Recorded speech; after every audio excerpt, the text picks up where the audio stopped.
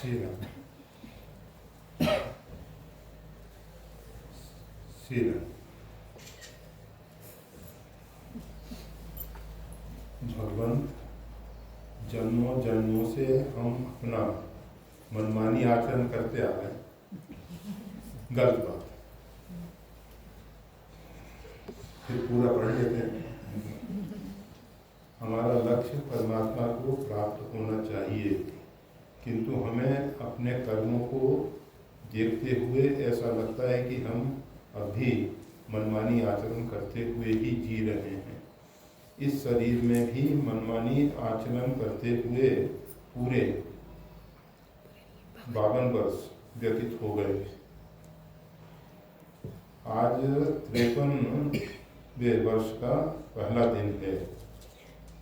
भगवंत, आपसे हृदय से प्रार्थना है कि आज से हमारे जीवन की डोर आप ही संभालो। अब हम अपनी इच्छा से जीना नहीं चाहते। आपसे फिर से हृदय से प्रार्थना करते हैं कि आज से जीवन की डोर आप ही संभालने की कृपा करना करें।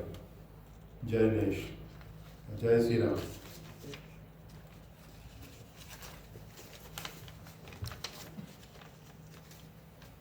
जो पहली बात हमने कही गलत है। जन्मों जन्मों से हम अपना मनमानी आचरण करते आ रहे हैं। नहीं, जीव जो है परवश जीव स्ववश भगवंता।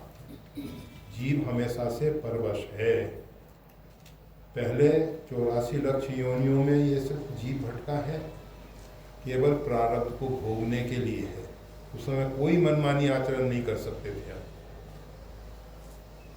ये तो भगवान की आज कृपा करना हुई है जो हम मानव शरीर में बैठे हुए हैं। आज जो हमको मानव शरीर प्राप्त हुआ है,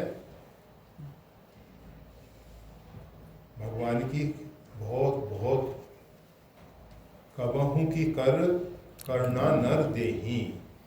भगवान की बहुत करुणा हुई है, बहुत कृपा हुई है और उन्होंने इस जीव को मानव जीवन दिया है। हाँ, अब मनमानी जीवन जी रहे हैं, इसमें विचारणीय है। मनमाना कर्म करने के लिए स्वतंत्रता है, परंतु उतनी बुद्धि और विवेक चाहिए हमको। भगवान ने कृपा करके केवल मानव को ही विवेक दिया है। मानव के अतिरिक्त इतर जितने भी प्राणी हैं, 84 लाख जो भी जीव जंतु हैं, उनमें विवेक नहीं है। बुद्धि थोड़ी है, वो भी बहुत अधिक विकसित नहीं है। और मानव के लिए दो विशेष भगवान के उपहार हैं। एक तो बुद्धि और बुद्धि का भी विकास, और दूसरा विवेक। अब इस दिशा में हमको सोचना चाहिए। हम बुद्धि को कैसे विकसित कर सकते हैं, हम चेतना का कैसे विकास कर सकते हैं। इस विषय में अनेकों बार स्पष्ट बता दिया गया। जैसे पशु पक्षी वनस्पति हैं, वनस्पतियों में चेतना का एक विकास है, तो वो उससे आगे जा ही नहीं सकते। कितनी ही कोशिश कर लें, वो उससे आगे नहीं जाएंगे। उसके बाद आते हैं स्वेदज। स्वेदज मतलब वायरस इत्यादि, बैक्टीरिया इत्यादि, सूक्ष्म जर्म्स जो हम नेत्रों से नहीं देख पाते हैं। उसमें चेतना का दो विकास है, वो भी उससे आगे नहीं जा सकते, पीछे भी नहीं जा सकते। जितना है उतना ही है। उनका जो प्रारब्ध है वो उसको भोगना ही है। तीसरा आते हैं अंडज, अंडे से जायमान होने वाले जीव। उनमें चेतना का 3 विकास है, वो भी उसी स्तर में रहेंगे। चौथे हैं पिंडज, सपिंड स्तनधारी जीव। वो भी 4 चेतना लेके आए हैं, 4 चेतना लेके चले जाएंगे। अब केवल मानव है जिसको चेतना का 5 विकास देते हुए भगवान ने भेज दिया पृथ्वी में। इतना तो परमात्मा की कृपा और करुणा से हमको प्राप्त हो गया। अब इसमें वृद्धि करने का अवसर है। उसके लिए मानव स्वतंत्र है। अब उसके लिए मानव क्या करे जिससे चेतना को विकसित किया जा सके। 5 से लेके 8 तक मानव विकसित हो सकता है। 8 के ऊपर फिर भगवान के अंश अवतार आते हैं, 9 से लेके 12 तक, और 12 के ऊपर फिर भगवान का पूर्ण अवतार होता है। तो ये जो मानव को भगवान ने 5 से 8 तक का बढ़ने का अवसर दिया है, हम चेतना को विकसित कर सकते हैं, अपनी बुद्धि को विकसित कर सकते हैं, और उसके द्वारा हम विवेक पूर्वक कार्य करते हुए, विवेक पूर्वक जब हम कार्य करेंगे तो हम सही अर्थों में मानव कहलाएंगे। अभी तो ढांचे से हम मानव हैं, शरीर हमारा मानव का है, परंतु कितने अंश में हम में मानवता है विचारणीय है। जब हम देखते हैं मानवता के जो लक्षण बताए गए हैं मनु महाराज के द्वारा, मनु महाराज के द्वारा मानव सृष्टि का विस्तार हुआ है। तो मनु महाराज ने मानव के लिए धृति, क्षमा, दम, दमोस्तय, अस्तय, धी विद्या, सत्यम, अक्रोध, ये 10 लक्षण जो हैं ये मानवता के हैं। इसके विपरीत जो हैं वो दानव हो जाता है, असुर हो जाता है। हमारे यहाँ आसुरी संपदा और देवी संपदा, 2 प्रकार की संपदा है। देवी संपदा विमोक्ष है, देवी संपदा जो है मोक्ष का कारण बन जाती है, और जो आसुरी संपदा है बंधन का कारण। आसुरी संपदा वाला जीव अपने और अपने सीमित दायरे के परिवार के लिए जीता है, और जो मानव है वो समाज के लिए जीता है। केवल अपने लिए नहीं जीता, समाज से उसको बहुत कुछ प्राप्त हुआ है। हमको समाज ने बहुत कुछ दिया है, परमात्मा ने बहुत कुछ दिया है, प्रकृति ने बहुत कुछ दिया है, उन सब के हम ऋणी हैं। हिंदू सनातन धर्म में सबसे बड़ी विशेषता यही है कि हम कृतज्ञ नहीं होते, हम कृत्य को मानते हैं। हमारे ऊपर जिसने उपकार किया हम उसको आजीवन निर्वाह करते हैं। माता पिता का हो, पृथ्वी का हो, गौ माता का हो, जिसने भी हमारे ऊपर उपकार किए हैं हम उसके ऋणी हो जाते हैं। और जब तक हम इन ऋणों से मुक्त नहीं होते तब तक आगे बढ़ने का प्रश्न नहीं है। किसी के सिर पे पहले से कर्जा है तो वो आगे कैसे विकास करेगा? पहले कर्जा से मुक्त हो जाओ, ऋण मुक्त हो जाओ, फिर उसके बाद तुम आगे के लिए बढ़ सकते हो। तो हम सबको सोचना है कि इन सब ने जो हमारे ऊपर उपकार किए हैं, तो हमारा प्रत्येक क्रिया, प्रत्येक कर्म ऐसा हो जो सर्वजन हिताय हो, विश्व के हित में हो, सार्वभौम अस्तित्व के हित में हो। हम केवल अपने लिए नहीं हैं, मानव अर्थात अपना और समाज के लिए जो जीता है वो मानव है। जो केवल समाज के लिए जीता है वो महामानव है, और जो सार्वभौम अस्तित्व के लिए अपने आप को समर्पित कर देता है वो फिर परमात्मा के दायरे में आ जाता है। वो फिर अपने लिए कुछ नहीं करता। जब तक हम अभी मानव शरीर में हैं तो हमारा दायित्व हो जाता है अपना और समाज को लेकर जीना है। ये नहीं कि समाज ने हमको क्या दिया है, समाज से तो हम हमेशा तिरस्कृत होते रहे हैं, समाज ने हमारे साथ ऐसा कर दिया, ऐसा कर दिया। देखने के दोनों पक्ष हैं, 2 पहलू हैं, 2 नजरिया हैं, 2 दृष्टिकोण हैं। एक को सब जगह अच्छाई अच्छाई दिखती है, एक को सब में कमी कमी दिखाई देती है। देखना है, एक गिलास में आधा भरा हुआ है तो एक तो कहता है कि ये आधा गिलास खाली है, देख रहा है खाली है, बात तो सही है। एक देख रहा है कि आधा भरा हुआ है, और एक देख रहा है कि आधा खाली भी है, आधा भरा भी है। और फिर अगर भरना है इसको पूरा सही ढंग से भरना है तो उसका क्या उपाय हो सकता है, और खाली है तो क्यों खाली है, उस पर पूरा हमको विचार करना चाहिए। ये नहीं कि जैसा है वैसा का वैसा ही है। कुछ वर्ग ऐसा है कि जो दूसरों में हमेशा दोष दुर्गुण ही देखा करता है, कुछ वर्ग ऐसा है कि दूसरों में सद्गुण ही देखा करता है, कुछ लोग ऐसे हैं कि नहीं नहीं हमको क्या है, हम सबसे बढ़िया, हमको तो अपने से मतलब है, केवल हम अपने लिए बस। ये पशु का जीवन है, पाश्विक जीवन है। जब तक हमारे अंदर ये पाश्विकता है, पशुता है, तब तक हम मानव नहीं कहला रहे, मानव नहीं कहला रहे। एक बात बहुत इन्होंने अच्छी लिखी है कि 52 वर्ष व्यतीत हो गए, अब भगवान को अपने जीवन की बागडोर सौंप के ही जीना है। ये बहुत ही उत्तम कार्य है। अगर जीव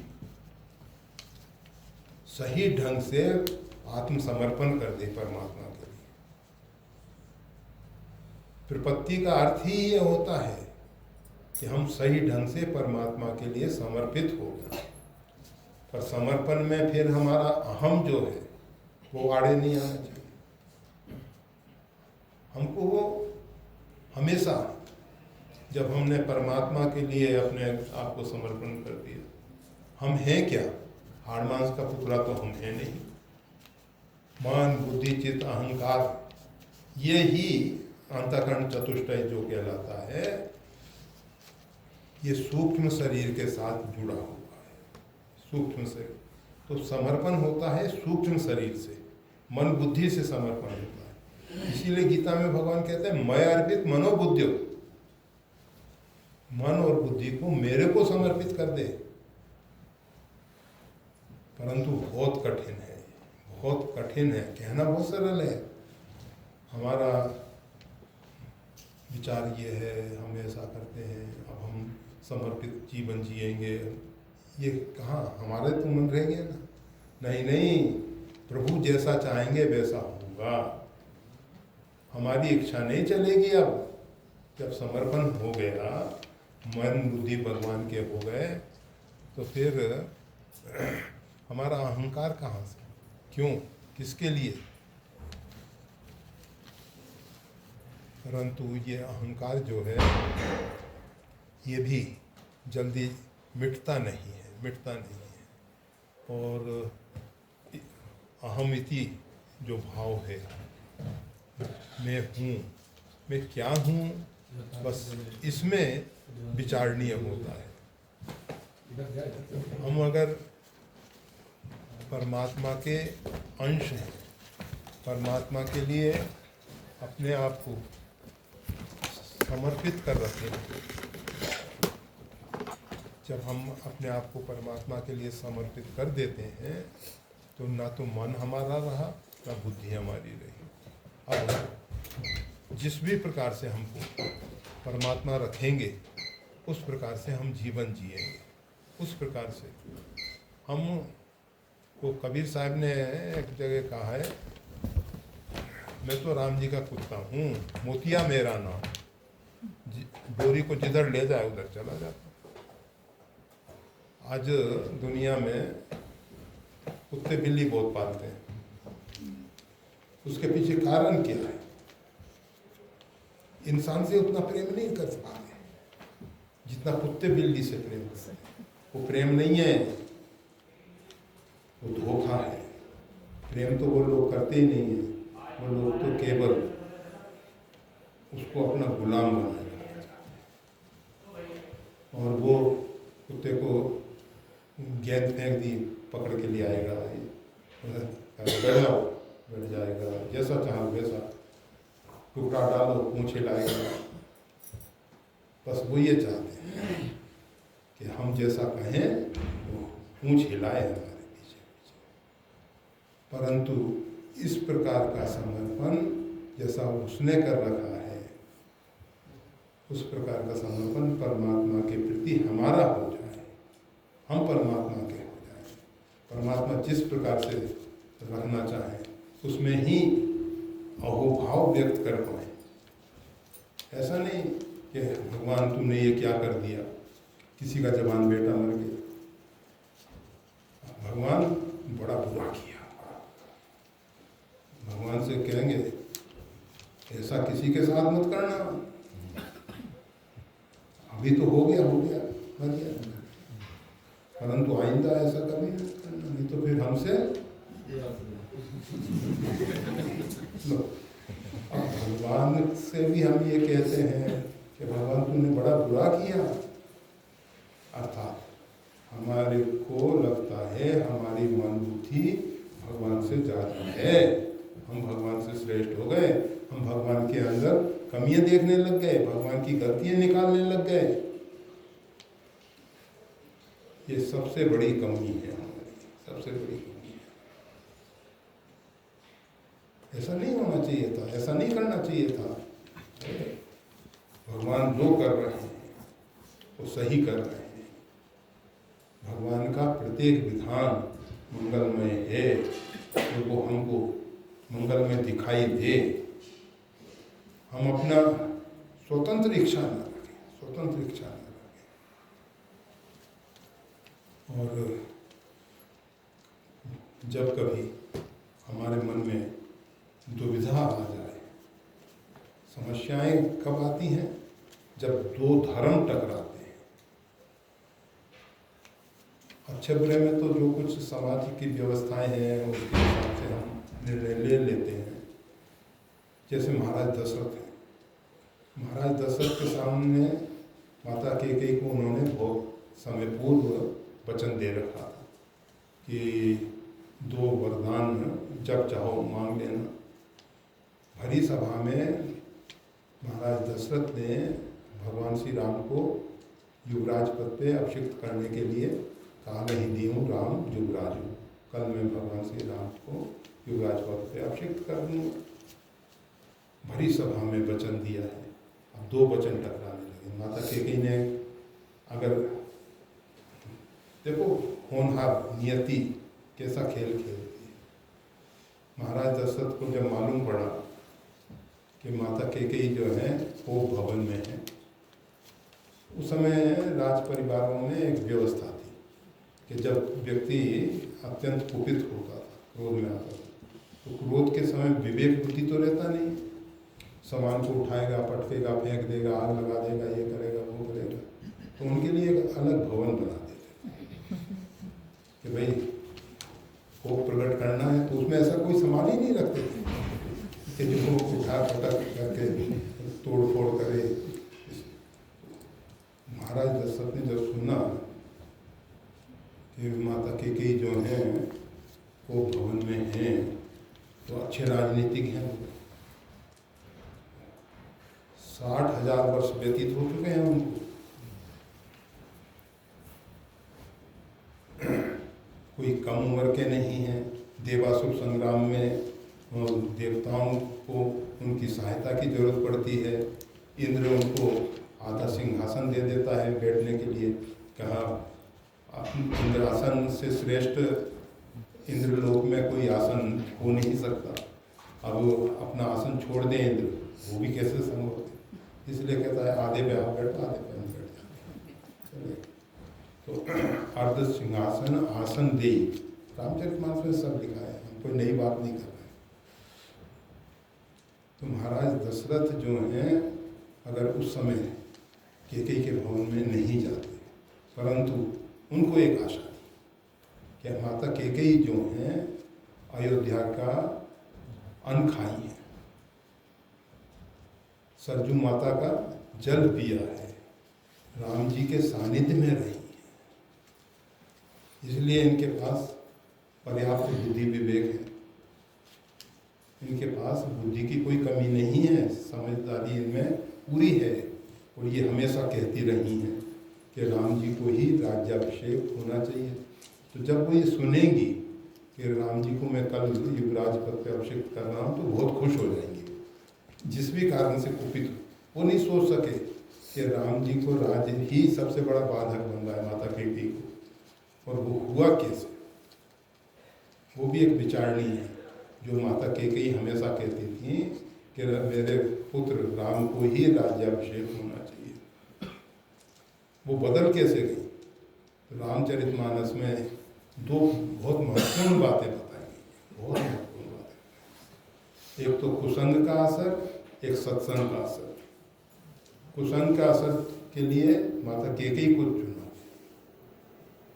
एक रात्रि प्रसंगे न, थोड़ी देर के प्रसंग से ज़्यादा कोई प्रसंग भी नहीं किया था, माता कैकेयी की बुद्धि को विकृत कर दिया मंत्रा ने,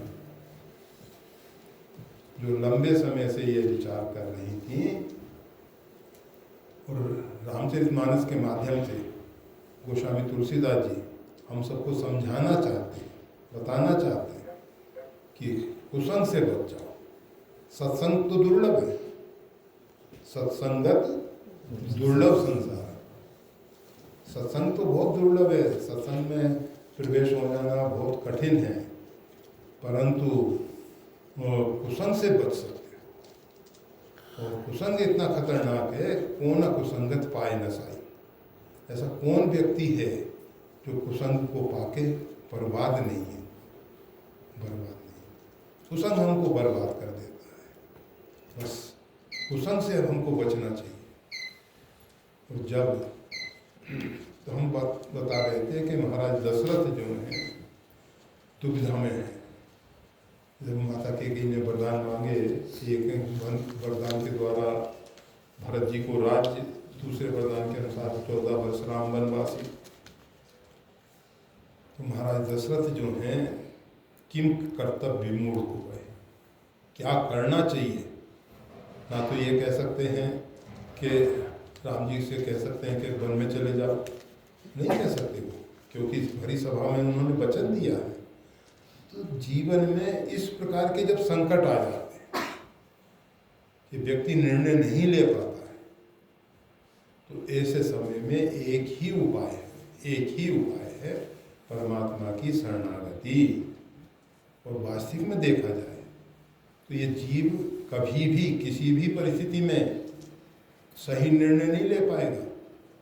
हम हमेशा कहा करते हैं, एक भूखा व्यक्ति भूख से तड़प रहा है, व्याकुल है, हमारे पास भोजन की प्रचुर सामग्री है, हमको लगा कि हम इसको भोजन करा दें, हमने उसको भोजन करा दिया। और उस व्यक्ति ने क्या किया, भोजन खा के ताकत आ गई, नहीं तो वो तो मर जाता। गांव में जाके आग लगा दी, आतताई था, आतंकवादी था, पूरा गांव जल के खाक हो गया। अगर भूखा मर जाता तो 300 व्यक्ति बच जाते, 300 व्यक्ति मरे उस दुर्घटना। अब एक व्यक्ति दूसरा है, उसके सामने भी वैसी परिस्थिति आई, एक भूखा व्यक्ति तड़प रहा है, उसने भोजन नहीं कराया, वो मर गया, इसका पाप इसको लगा, इसके पास प्रचुर सामग्री। तो जीवन में ऐसे प्रसंग आते हैं कि हम कोई भी निर्णय अपनी बुद्धि से नहीं ले पाते हैं, और लेते हैं तो वो सही नहीं होते।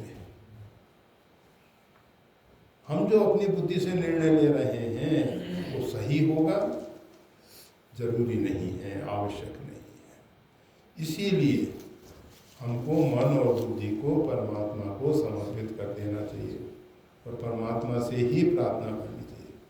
प्रभु बालक बुद्धि ज्ञान बलहीन, प्रभु हम तो आपके बच्चे हैं, ज्ञान बल बुद्धि सबसे रहित हैं। ये कौन कह रहा है? अंगद कह रहा है, जिसमें ताकत रावण जैसे वीरों को पराजित करने की है। वो तो रावण वरदान के कारण सबल हो रहा था, नहीं तो अंगद बाली के समान बलवान है, कमजोर नहीं है वो।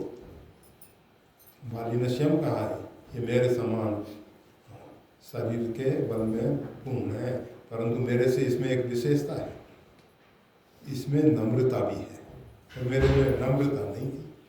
बाली में नम्रता नहीं है, परंतु इसमें नम्रता है। तो हम ये कह रहे थे कि व्यक्ति में कितना ही शारीरिक बल हो, कितना ही बौद्धिक क्षमता हो, फिर भी कभी ये नहीं समझना चाहिए कि हम में विशेष बुद्धि है, विशेष बल है।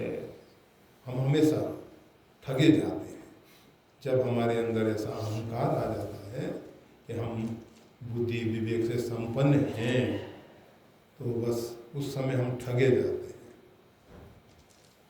कोई ज्ञानी बोले बिहस महेश तब, ज्ञानी मूल न कोय, जय जस रघुपति करें जब सोते इस दर्शन हो। जब भगवान शिव शंकर पार्वती जी को कथा सुना रहे थे, तो उसमें उन्होंने कहा, नारद जी ने भगवान विष्णु को श्राप दे दिया।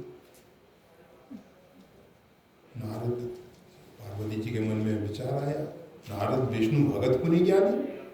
नारद जी तो साधारण तो है नहीं, भगवान के भक्त हैं, उन्हें ज्ञानी भी हैं, वो तो समझदार भी हैं।